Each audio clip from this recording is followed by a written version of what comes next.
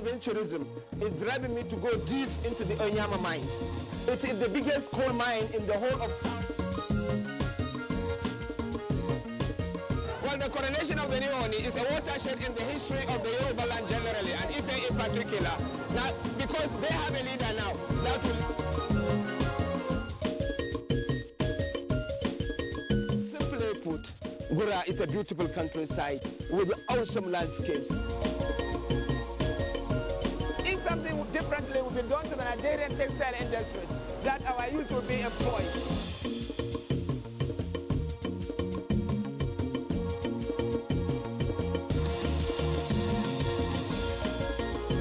The people that attend the church here can tell you. Service in Holy Rosa is in the... We are taking a canoe tour of the communities on the bank of River Niger in Getso. My Sallah celebration in Dutse, the Jigawa State capital, turned out to be an illuminating one and an exciting one. In the initial episode of the coverage of the Sallah celebration, we showed how the event served as a unifying force for all the communities that live their lives in Jigawa State. It also proved to be a welcoming platform for all people of goodwill who want to relate with the Jigawa State. Of course, the breathtaking Durbar remains a rich reminder of the deep cultural heritage of the people, a showpiece of mega status, and an evocation of what the North can be in time of peace.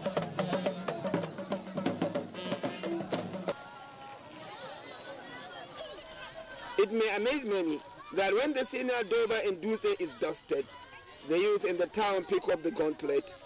It seems like Dutse was bracing up for an ending carnival.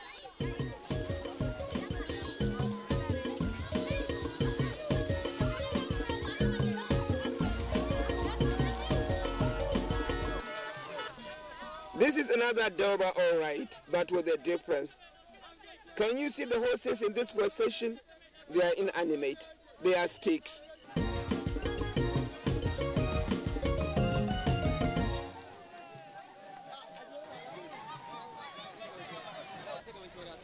Growing up in a rural settlement in Kano State, whenever Sallah celebrations were on, we used to cut corn sticks and make a horse of them to mock the real Durbar that played out in the city. It was common with most of the children in the north. In Dutse, the youth elevated this tradition to a higher status. It is now a rich showpiece, looked forward to with great expectation at every Sallah occasion.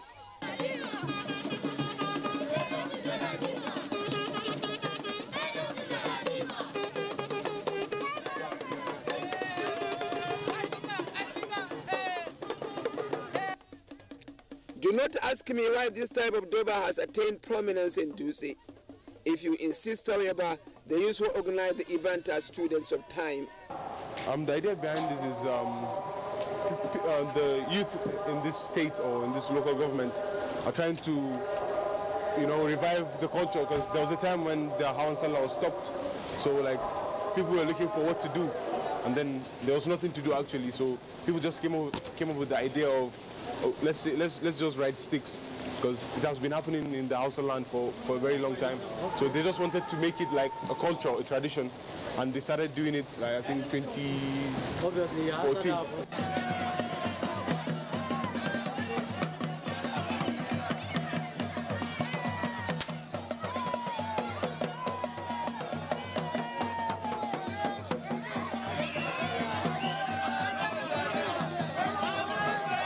My message is Nigeria is one. This Durbar on the back of a corn stalk has all the fundamental features of the mainstream Durbar. The horse is the major missing link. Surely, however, the corn stick horse is a reflection of the originality of this kind of Durbar.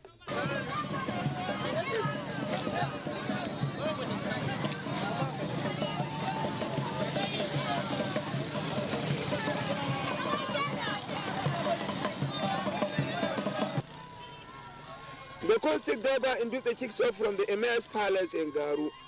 Then the procession moves through all the major streets in Dutse to the admiration of thousands who turn out to appreciate them. This Durbar is sequentially realistic. All the over 30 chieftains and hundreds of riders and foot soldiers who mount on a Durbar day are reflected. Durbar is a festival of color. It is a decorative festival. Decoration for the horses, decoration for the riders, and decoration for the men and women on foot. This Durbar has not lost anything on that score. There are some unforgettable images from this Durbar, pictures of splendor, a reenactment of definitive Durbar moment with the precision of the grandmasters of Durbar.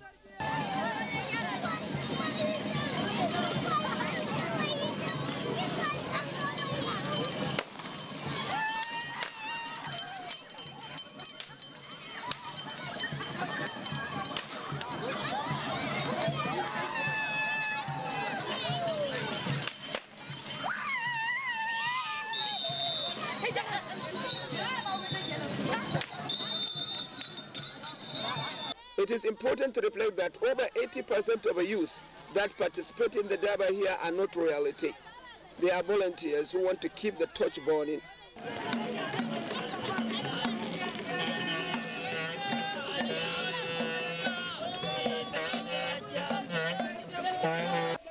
The Durbar here is so magnificently real that the use of their distinguished personalities who turn out to felicitate with the Emir on the occasion of Sallah and receive the procession at their return, just like what happens in the real Durbar situation from the Emirate.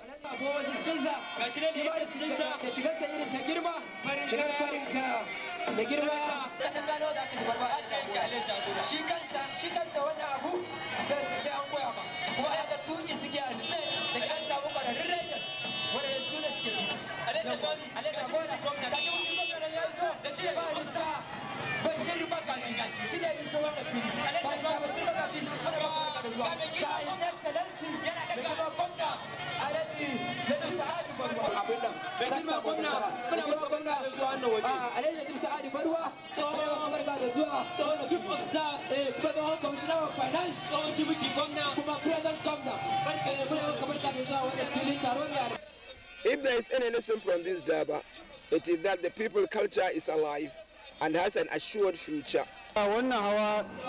We are the people who give it a quality touch now. It was not the way it was hosted before. Before, there wasn't so much organization in the running of this kind of Durbar. In our desire to entertain the public, because our sole purpose is to make the people happy, we brought some changes to bear on it.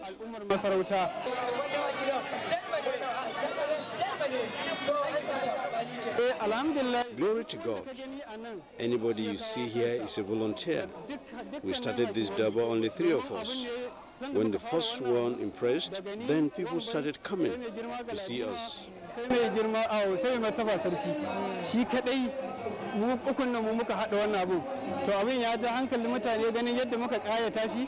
Daga bisani hawan mu na farko bayan mun kammala shi bakin mutane suka dinga zuwa domin abin ya ba sha'awa suke ta sha'awar suna so su shiga wannan abu.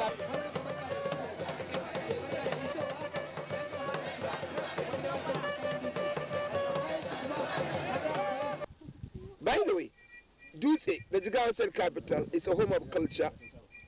There is one fact that many people do not know about Dutse, that the people of Dutse are hill dwellers. I have not known of any community in the northwest that have their homes in the hill, but the people of Dutse. In fact, the whole town is capsuled in a mountain structure. They have only one interactive gate. In view of their geography, the people of Dutse tell the story of their emergence and their ancient history from situations influenced by their rocky environment. Virtually, every piece of rock from this mass has a certain story. If you look at that hills, that's Rocky Hills. This is where the history of Dutse began, Mala Rogo, since 1421. There is a great hunter who usually visits Dutse and find Dutse very interesting. So he settled with his people. From there on, the history of Dutse began to expand. So it's just recent, 1921? 1421. Oh, 1421. 1421 AD. That is before Islam. We wanted to take our chance to climb to Asariki Baba, the place the people of Dutse believe their first king, who was a hunter, lived. The climb is tough and the peak so high, I quickly see the reason it used to serve as a watchtower.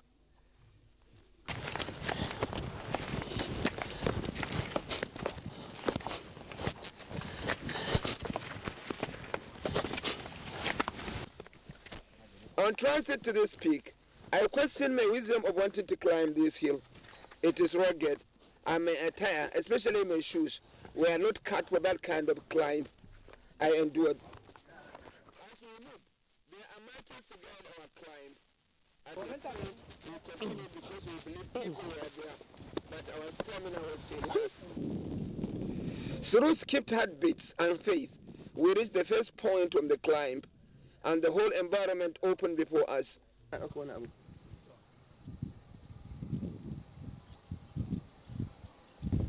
is a lot of things many people do not know about Dutse, that the people of Dutse are actually hill dwellers. In fact, every day, hundreds of thousands of residents of Dutse go downhill just to do their businesses. But when it is dusk, they come back to their hilly accommodation and stay. It's an amazing story, but it makes it one of the most beautiful tourist attractions in Nigeria. So while we tell you the story, while the story unwinds, just appreciate this masterpiece, this work of nature on top of a rock. Where I am is over 1,700 meters high. We have not gone to the highest peak yet. Yes, as much as Garun Dutse is a community of hill dwellers, the town has several satellite towns that are downhill, but proximate to the hill. It may be that at a time in their history, these downhill settlements may have come down from the rock and built homes from the ground, especially to help their agriculture. My guide could not agree more. From this top, you can marvel at the beautiful landscape of this town, the settlements, the green land, the savanna feature of the environment, and the beauty.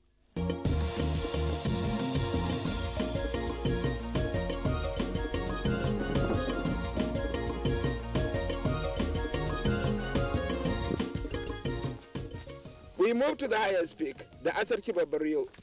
The woman here too is a stop for the mountain climbers. Eventually, we made it to the top. Generally, what I want to tell you is that the term Dutse for this town is not a misnomer. It is actually a hilly, rocky area, a rocky settlement. Like I told you, Dutse is a community of hill dwellers. Now, this is just part of it. This is the main Dutse, the place that is identified as Dutse. But if Dutse were anything in the sea, it could have been an archipelago. Because the town is not organic, it is not joined together, it is separate like the arms of octopus. So while this is the brain, this is the nerve center, there are other areas, satellite areas, which constitute Dutse, and they are all far from one another, although cognate one. And we have 12 gates to make Dutse. Okay, 12? 12 gates, yes, before you entered here. But the only main gate here is the only one. If you come, you will go through it, but no more.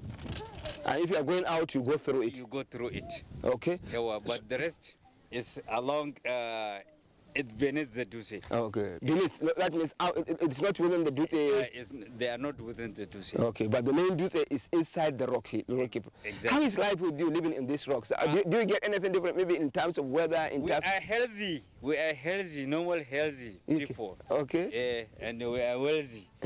We are full educated. This rocky structure is rich in animal and plant lives. Monkeys and pythons are most common. Several people report seeing large cats too. Coming down was more serious than expected. We were coming down through very narrow rock openings. At a point, I was afraid for my cameraman. He has quite some size, and fear he may not make the squeeze out of this rock. Somehow he made it.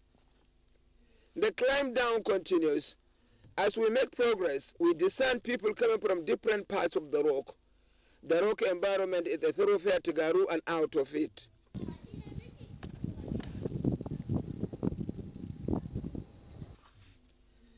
I'm really captured by the beauty of this rock formation. Dutse is a veritable tourist attraction. Coming down, we arrive at Asarki Karama, another historical landmark for the people of Dutse. The history of this Asarki is that former chiefs, former emirs of Dutse stayed mostly there. Now, this place is still relevant spiritually because there is a Dutse folklore. The book of folklore says that there is an elderly person there. From here you can see a picture of him, dark-skinned with a turban, white turban tied to his head. He is a harbinger of news, good or bad, to the people of Dutse. The people here believe that if something good is going to happen to this place, there will be a loud cry from this cavity. and the whole of this rock will vibrate. It is a harbinger of good news. They call it Guda in Hausa. They use their nose and give a beautiful sound. Good news is coming. But when it is bad news, do not wait to hear what will happen. The whole of this area will vibrate with a cry of sorrow. Something bad is going to happen to Dutse. Well, that was old time. I don't know whether that is still relevant in this place. But then, take it as Dutse folklore. 1476 was the fourth ruler of Dutse. He settled here. Anything that will happen, this Alhaji Asarki will tell us. There is one endowment attached to this rock in Dutse. They are a source of clean drinking water. In fact, over 5 companies are exploiting these resources for markets across Nigeria.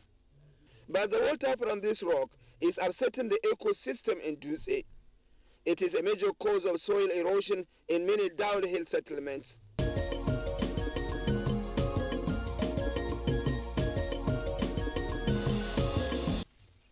Maranjo settlement in Dutse is a settlement of over 20,000 people.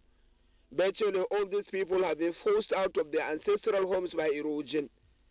The erosion has its starting point from the foot of the rock, where the motor emanates, and it has really punctured lives of hundreds of people. Its attacks are progressive.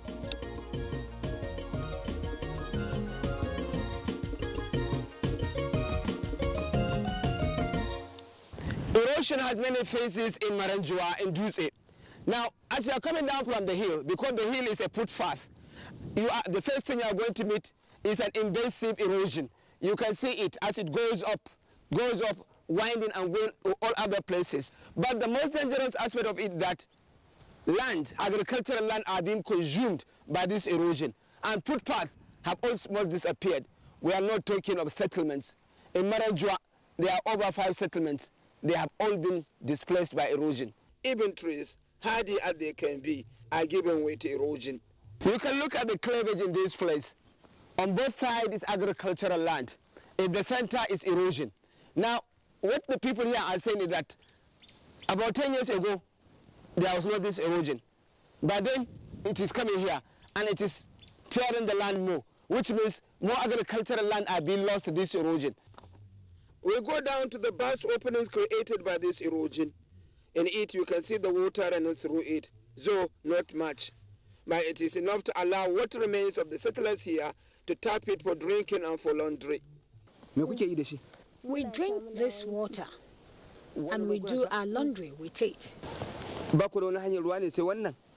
Yes, we have tap-borne water, and we have water from the boreholes. We drink this water because it tastes better. We follow this girl to her house and see what she makes of this water. She filters it artificially.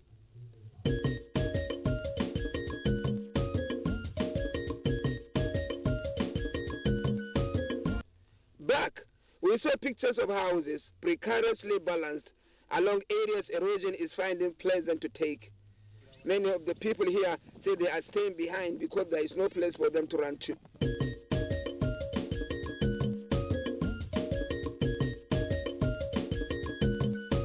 This is a real scenario.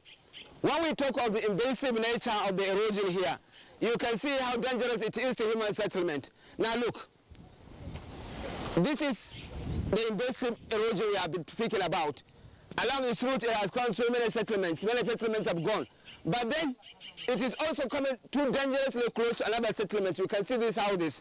These houses are in very close proximity with this erosion. These people need more than the grace to be able to survive another year in this place.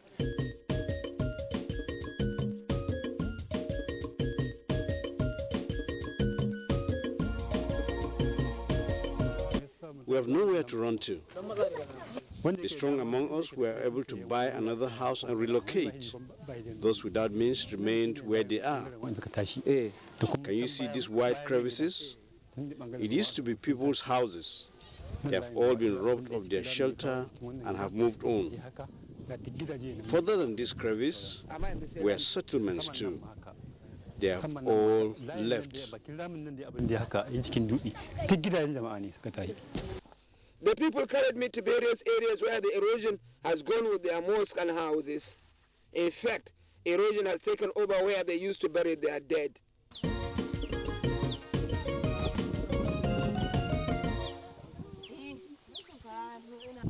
many leaders have been coming here and see how it is.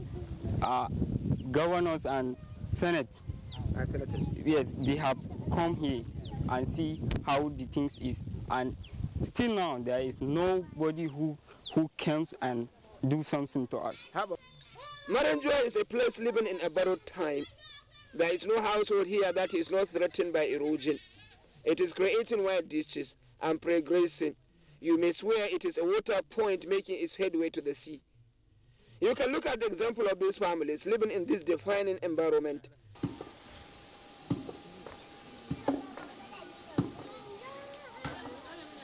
I should like you to appreciate the distance between the houses here and the edge of the erosion here. The erosion is deep down, almost maybe 100 meters or more. But then you can see the houses.